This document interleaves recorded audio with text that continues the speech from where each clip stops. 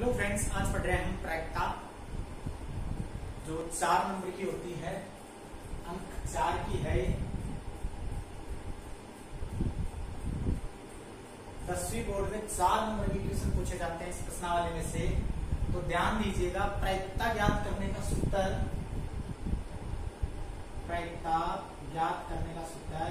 तो प्रायिकता को हम इससे दर्शाते हैं और इसका सूत्र बनता है अनुकूल परिणाम बटा कुल परिणाम। अनुकूल परिणाम बटा कुल परिणाम, ये सूत्र होता है। अब ये घटना घटित होने की प्रायिकता है, ये घटना घटित होने की प्रायिकता है।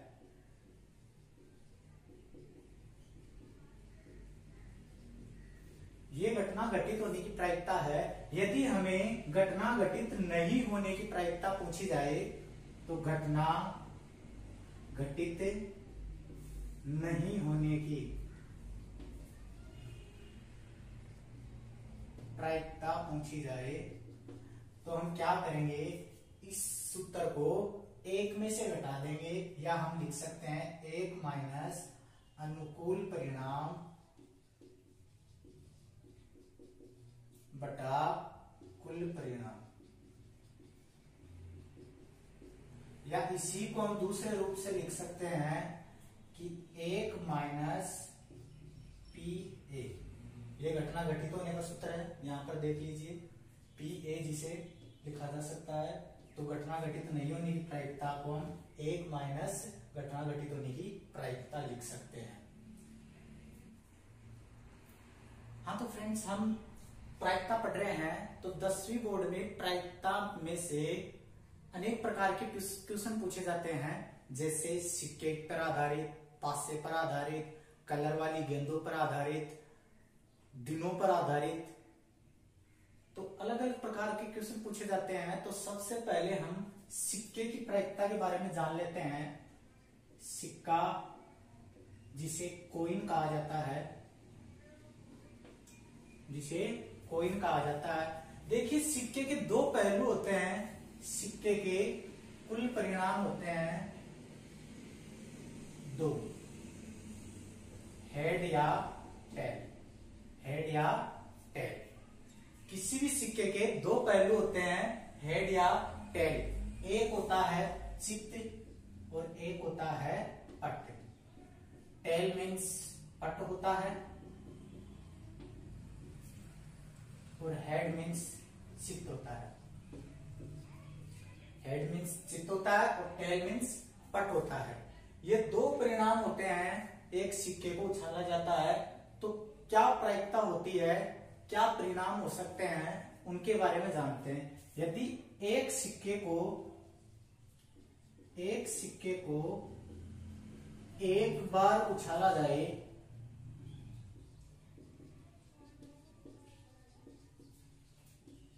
कुल परिणाम 2 होते हैं फ्रेंड्स, हेड या टेल। हेड या टेल 2 परिणाम होते हैं कुल। यहां पर एक बार उछालने पर 2 परिणाम होते हैं। यदि इसी एक सिक्के को 2 बार उछाला जाए या 2 अलग अलग सिक्कों को एक बार उछाला जाए तो उसके कुल परिणाम क्या हो सकते हैं। एक सिक्के को 2 बार या 2 सिक्कों को एक बार उछालने के कुल परिणाम, एक बार उछालने पर कुल परिणाम प्राप्त होते हैं हमें, वो होते हैं फ्रेंड्स, हेड आ सकता है पहली उछाल में, दूसरी उछाल में भी हेड आ सकता है। पहली उछाल में हेड आ सकता है, दूसरी में टेल आ सकता है। पहली उछाल में टेल आ सकता है, दूसरी में हेड आ सकता है, और दोनों बार टेल आ सकते हैं। तो कुल परिणाम हो गए 4 कुल परिणाम किनके हुए, या तो एक सिक्के को 2 बार उछाला जाए या 2 सिक्कों को एक बार उछाला जाए। तो कुल परिणाम कितने, 4। और कौन कौन से, head head head tail, tail head, tail tail. यदि एक सिक्के को 3 बार उछाला जाए या 3 सिक्कों को एक बार उछालने पर कुल संभावित परिणाम क्या होंगे, देखिएगा फ्रेंड्स। एक सिक्के को 3 बार या 3 सिक्कों को एक बार उछालने पर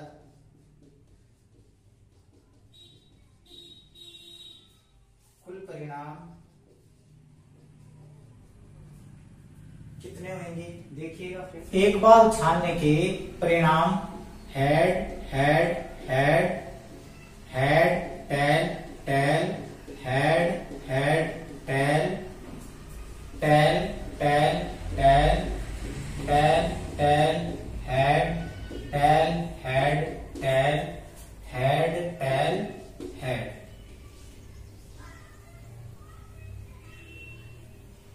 टेल हेड हेड।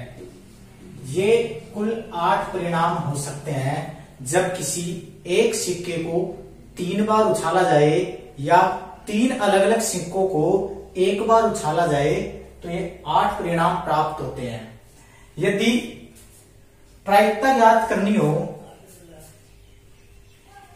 सिक्के को एक बार उछालने पर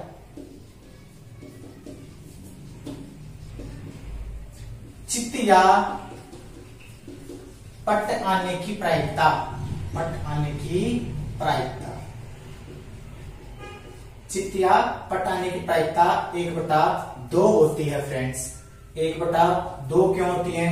क्योंकि एक सिक्के को एक बार उछाला जाता है तो हेड या टेल 2 परिणाम होते हैं और उन 2 में से चित्त या पट दोनों एक एक बार आते हैं, तो अनुकूल परिणाम एक एक बार आ रहे हैं, तो अनुकूल परिणाम 1 हो गया और कुल परिणाम 2, इसलिए 1/2।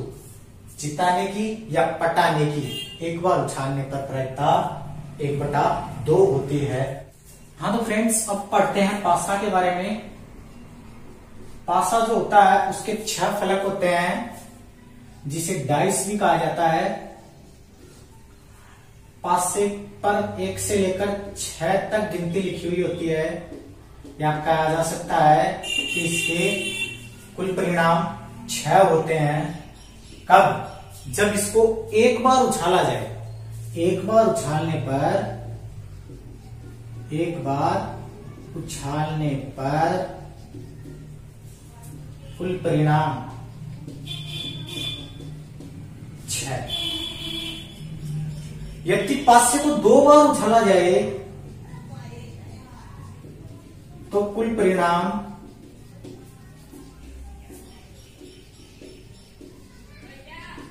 36 होते हैं। और 36 कौन कौन से होते हैं ये हम आपको बता रहे हैं, ध्यान दीजिएगा। 36 परिणाम कौन कौन से होते हैं? पहली उछाल में एक आ सकता है, दूसरी में भी 1 आ सकता है। पहली उछाल में 1, दूसरी में 2, पहली में 1, दूसरी में 3, पहली में 1, दूसरे में 4, पहली में 1, दूसरी में 5, 1, 6, ऐसे ही 2, 1, 2, 2, 2, 3, 2, 4, 2, 5, 2, 6, ऐसे ही आगे लास्ट तक 6, 1, 6, 2, 6, 3, 6, 4, 6, 5, 6, 6। ऐसे कुल परिणाम होंगे 36। एक पासे को 2 बार उछालने पर कुल परिणाम कितने होंगे? 36। बड़ा 4 से बड़ा अंक आने की प्रायिकता याद करनी है।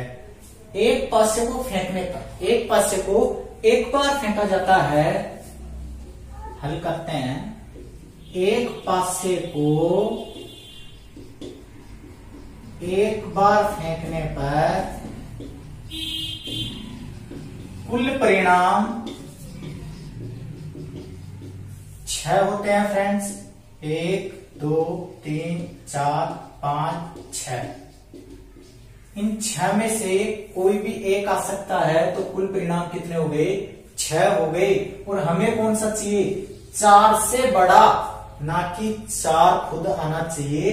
4 से बड़ा कौन कौन सा है? 5 और 6। तो 4 से बड़ा अंक आने के अनुकूल परिणाम कितने हैं? 1 और 1 2। अनुकूल परिणाम कितने हैं? 2। 2 बार बड़े अंक आ रहे हैं, तो यहां पर 2 लिखेंगे। अब 4 से बड़ा अंक आने की प्रायिकता ज्ञात करेंगे, तो 4 से बड़ा अंक आने की प्रायिकता हम लिख सकते हैं। 4 से बड़ा अंक आने की प्रायिकता है, तो अनुकूल परिणाम बटा कुल परिणाम। हमारे पास अनुकूल परिणाम 2 हैं, कुल परिणाम 6 है। और 2 से काट दिया जाए फ्रेंड्स इनको, तो 1/3 प्रायिकता हो जाएगी। आंसर हो जाएगा 1/3। प्रश्न नंबर 2 है, एक सिक्के को 2 बार उछाला जाता है, दोनों बार चित्त आने की प्रायिकता। चित्त हेड को कहा जाता है फ्रेंड्स। हेड आने की प्रायिकता पूछ रहा है। हेड, दोनों बार हेड आने की प्रायिकता ज्ञात कीजिए। तो हमें एक सिक्के को 2 बार उछालना है, तो एक सिक्के को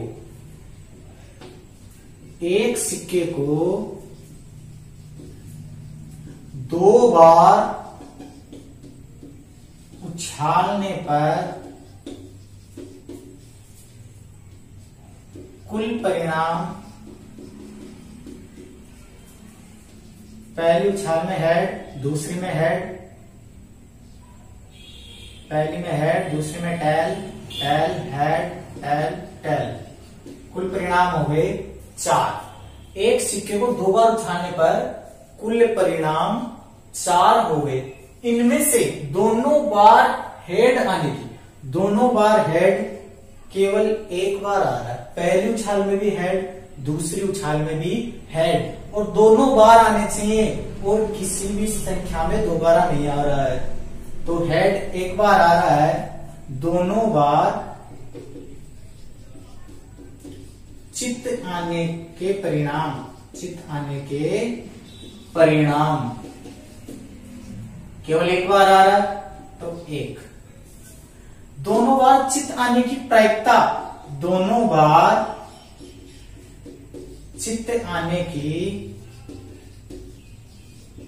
प्रायिकता अनुकूल परिणाम बटा कुल परिणाम। अनुकूल परिणाम 1 है और कुल परिणाम 4 है, तो प्रायिकता 1/4।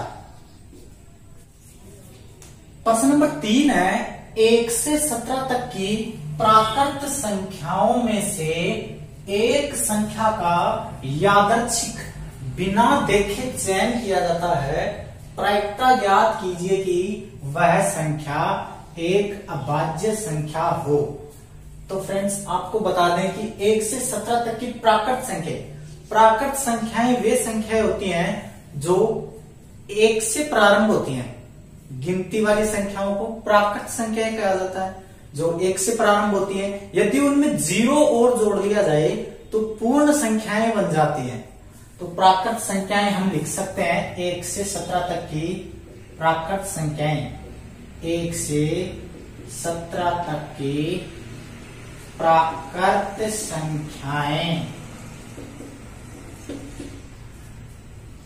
1 2 3 4 5 6 7 8 9 10 11 12 13 14 15 16 17 और कुल परिणाम भी कितने?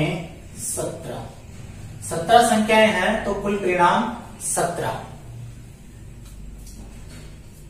में से एक संख्या, इन 17 संख्याओं में से एक संख्या बिना देखे चयन की जाती है। प्रायिकता ज्ञात करनी है, वह एक अभाज्य संख्या हो। अभाज्य संख्याएं वे संख्याएं होती हैं जो किसी भी संख्या से विभाजित नहीं होती हैं, केवल खुद से विभाजित होती हो, केवल खुद का भाग जाता हो, तो अभाज्य संख्याएं।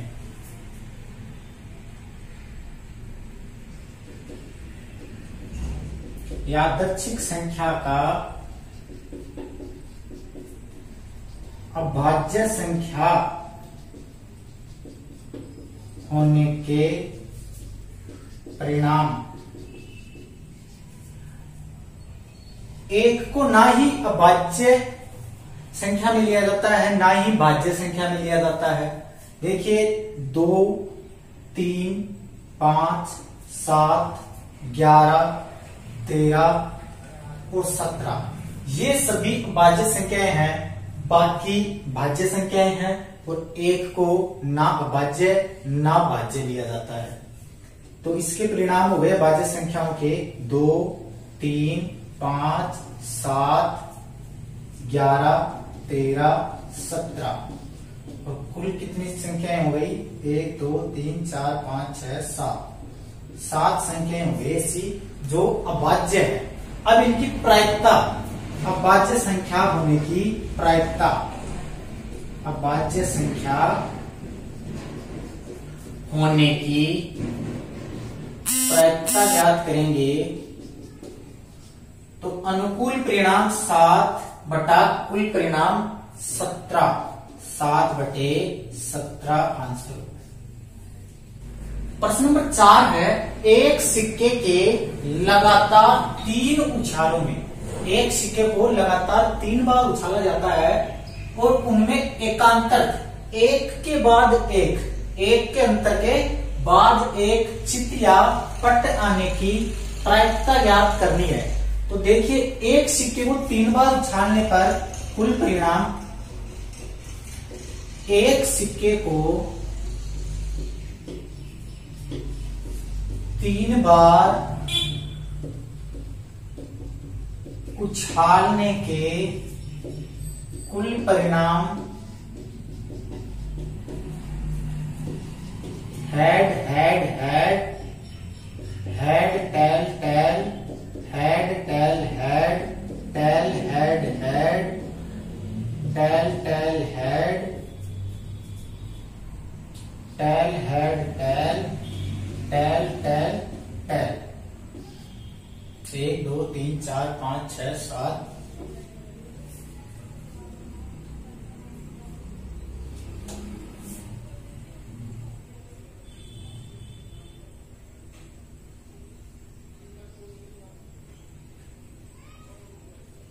हेड हेड टेल 8 परिणाम।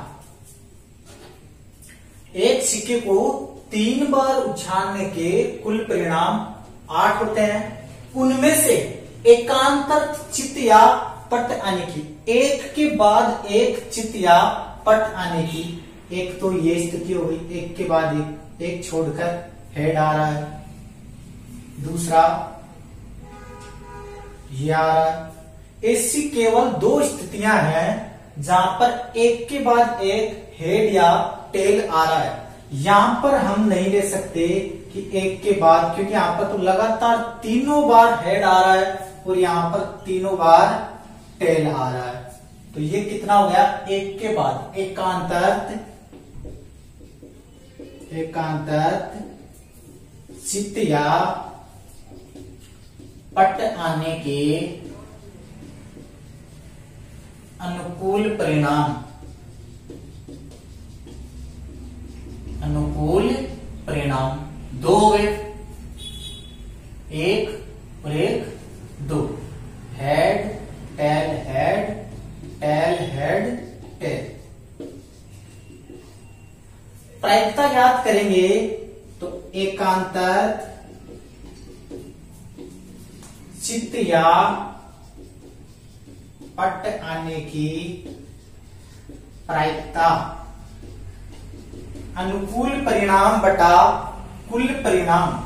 अनुकूल परिणाम 2 है और कुल परिणाम बटे 8 है। यदि 2 से काट दिया जाए तो 1/4 प्रायिकता हो जाएगी। प्रश्न नंबर 5 है, एक एलीप वर्ष में केवल 52 रविवार आने की प्रायिकता ज्ञात कीजिए। 52 रविवार आने की प्रायिकता ज्ञात करनी है एलिप वर्ष में। तो देखते हैं कि एलिप वर्ष क्या होता है, ये जान लेते हैं हम। देखिए, एक एलिप वर्ष होता है और एक लीप वर्ष होता है। लीप वर्ष जिसमें 366 दिन होते हैं, फरवरी माह है 29 दिन का होता है, इसमें 52 सप्ताह है और 1 दिन शेष होता है, 2 दिन शेष होते हैं। एलिप वर्ष का मतलब होता है साधारण वर्ष ही होता है। एलिप का मतलब साधारण वर्ष से ही है, जो 365 दिन का होता है, जो 365 दिन का होता है, जिसमें फरवरी माह है 28 दिन का होता है और इसमें 52 सप्ताह और 1 दिन शेष होता है। कुल 52 सप्ताह और 1 दिन शेष होता है। तो हम एलिप वर्ष के बारे में पढ़ रहे हैं, तो यहाँ पर 365 दिन काम में लेंगे, जिसमें हमें केवल 52 रविवार, यहाँ पर देखिए 365 दिन में 52 सप्ताह होते हैं, तो 52 सप्ताह में 52 रविवार तो हमारे पास पूरे हो गए। 52 रविवार तो पूरे हो गए, लेकिन बाकी का 1 दिन है, वो क्या होना चाहिए, उसकी प्रायिकता क्या होगी। तो प्रश्न हम यहां से कर रहे हैं कि एलिप वर्ष में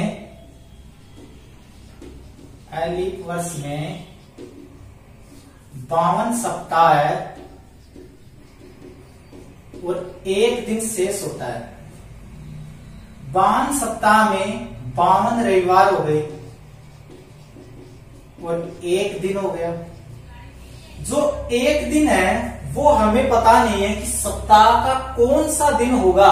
सप्ताह में 7 दिन होते हैं, सोमवार, मंगलवार, बुधवार, गुरुवार, शुक्रवार, शनिवार, रविवार। ये 7 परिणाम हो गए कि ये 1 दिन कौन सा होगा।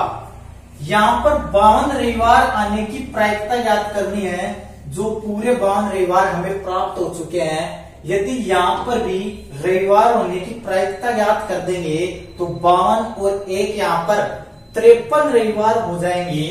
तो हम क्या करेंगे, यहाँ पर रविवार नहीं होने की प्रायिकता याद करेंगे। 1 दिन रविवार नहीं होने की प्रायिकता ज्ञात करेंगे। तो 1 को काट देंगे तो 6 दिन शेष बचेंगे, 1/7 प्रायिकता हो जाएगी। 6/7 प्रायिकता हो जाएगी। 6 दिन, 1 2 3 4 5 6 दिन होने की, रविवार नहीं होने की प्रायिकता 6/7।